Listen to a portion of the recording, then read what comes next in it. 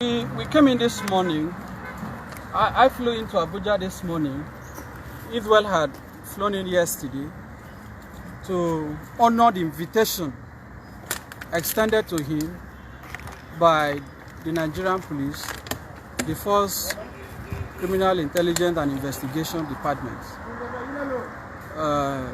pursuant to a petition filed by Apostle Johnson Suleiman, who is the founder of the Omega Fire Ministries.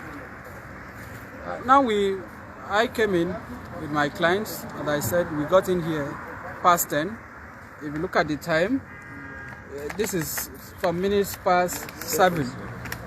So cumulatively, we have spent over 7 hours, over 8 hours, 8 hours plus. 8 hours plus, just to respond to a petition over what I consider to be a very funny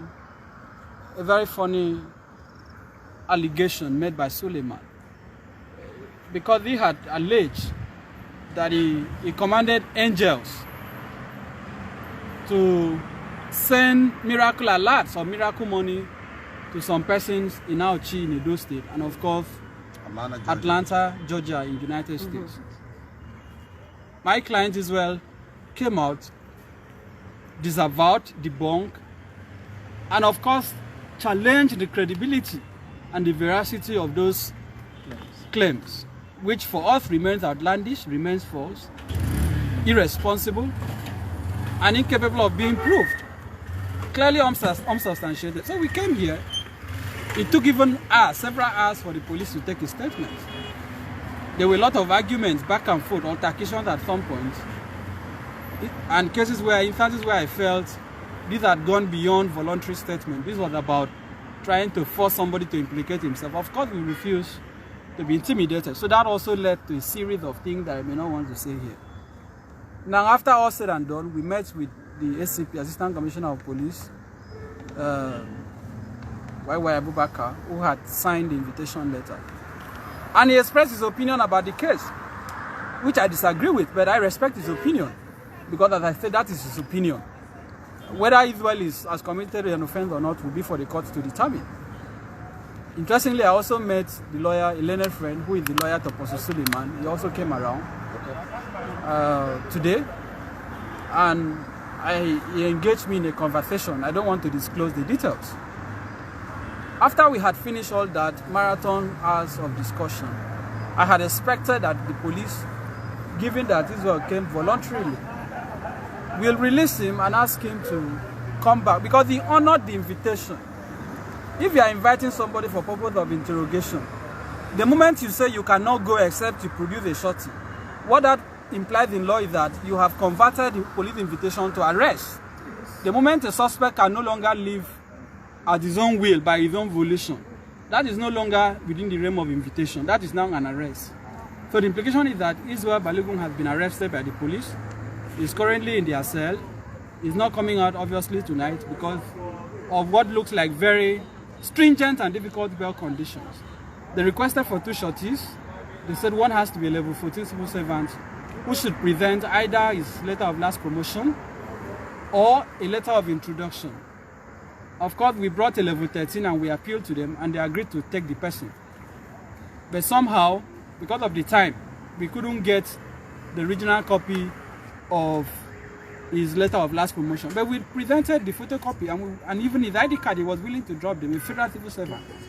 But they insisted again that he must also, in addition to letter of last promotion, present his ID card and also present letter of introduction, which are clearly outside the bail form that my clients feel. Again, there was also a requirement that there should be a second shorty who should be a business person and have either certificate of occupancy, CFO, or certificate of incorporation of a company. We brought a retired civil servant with certificate of occupancy. With even original copy, the police refused to release Israel, insisting that they must produce a civil servant. What is the offense? They're talking about defamation. They're talking about alleged cyber stalking. I don't believe those are matters that should warrant such stringent conditions that are peculiar to capital offenses like murder, kidnapping, terrorism, and so on. So for me, this is just, again, an attempt by somebody who feels he has money, somebody who feels he has power, to press a Nigerian that he feels is vulnerable. But our message to Apostle Suleiman is clear and simple. We are not going to back down. We are not going to be intimidated. We are not going to allow you to put us in a situation that will make you continue to harass other citizens. So we will come back tomorrow hoping that the police will release him, hoping that those conditions will be reconsidered or alternatively met. But for the purpose of today, this is where we are. Israel is in custody.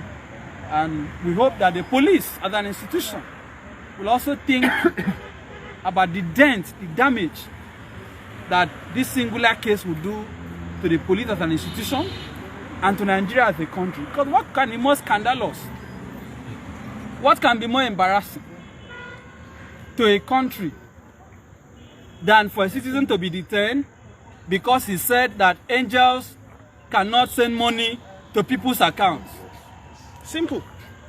So the angels, I came to the police station, I have not seen any of the angels. No angels.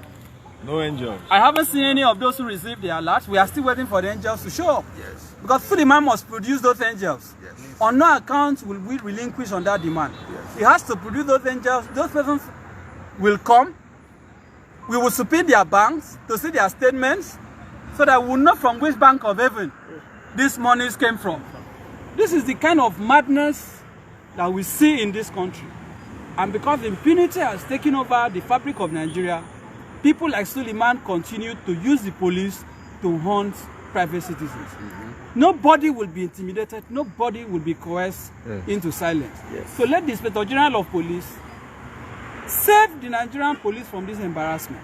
Save the country from this scandal. And stop this macabre dance, this scandal that is going on in the name of investigation. That is all the comments I can make for now. And lastly, we have told them we are not afraid of going to court. It will be very good for Suleiman to enter the witness box, for his angels to testify on his behalf. Yes. Nigerians have not seen angels before. I believe this is a good opportunity for us to see and know what angels look like, because he has to produce them. Again, I have also made the point earlier that, look, the country is almost at the point of recession. The government can barely fund. Nigeria is borrowing from China. Suleiman has this grace of commanding angels to send money. Why not help the country? Thank you. Call these angels to send money to the Federation account or the Treasury single account to help the country out of the economic and financial crisis that it is going through. If you have this capacity to command angels to deposit money in the account of people who claim to be your members, also help the country.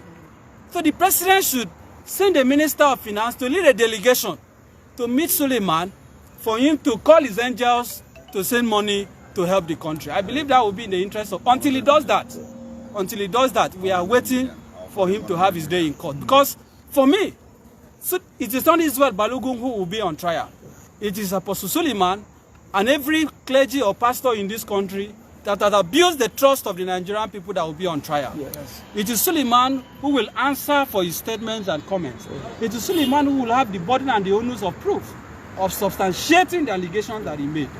They can show their power at the police station, but we will have solace in the court. But we are still calling on the police to do what is right. Because you cannot be saying you are a law enforcement agency and yet you are allowing the law to be violated in the name of protecting a big man. So that is all the comments I can make for now. Thank you. Thank you very much. Thank you. Thank you.